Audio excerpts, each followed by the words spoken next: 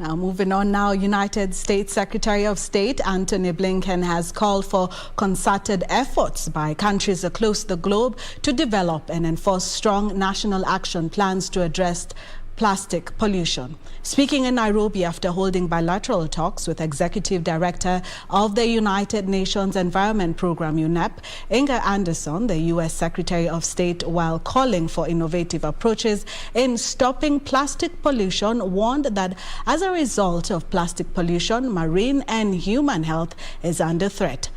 Chumba reports. United States Secretary of State Antony Blinken continued with his three-nation Africa tour by visiting the United Nations Environment Program in Nairobi, where he joined campaigns against plastic pollution. It's estimated that we add between 8 and 14 million tons of plastic pollution to the ocean every single year. That's about 1 truckload dumped in the sea every minute of every day. Kenya among countries who have expressed commitment in the fight against plastic pollution by limiting single-use plastics and signing the Clean Seas Initiative. The U.S. Secretary of State called for more intensive efforts by countries across the globe to protect the oceans against plastic pollution.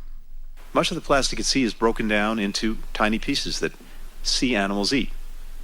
These microplastics can tear apart animals' organs, clog their intestines, and they're full, causing them to starve to death. While lauding efforts by young Kenyan entrepreneurs who are recycling plastic waste, Blinken said the U.S. government continues to invest millions of dollars in research to make leads in areas such as developing new plastics that are recyclable by design. Then we segregate the plastic, we collect the plastic, we send it for recycling, and we get plastic flakes. 90% of the plastic flakes are sold, 10% are going into our research project. It's 2 months old. We're researching how to make plastic pavement blocks. Executive Director of the United Nations Environment Program, UNEP, Anderson, said Kenya will host the United Nations Environment Assembly in February 2022, where 193 member states will meet to set priorities for global environmental policies and develop international environmental law.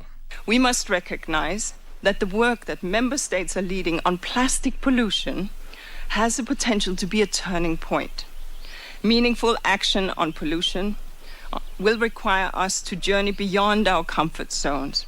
A lot of social entrepreneurs and CBOs and NGOs need to collectively collaborate to make sure that the plastic pollution is actually reduced.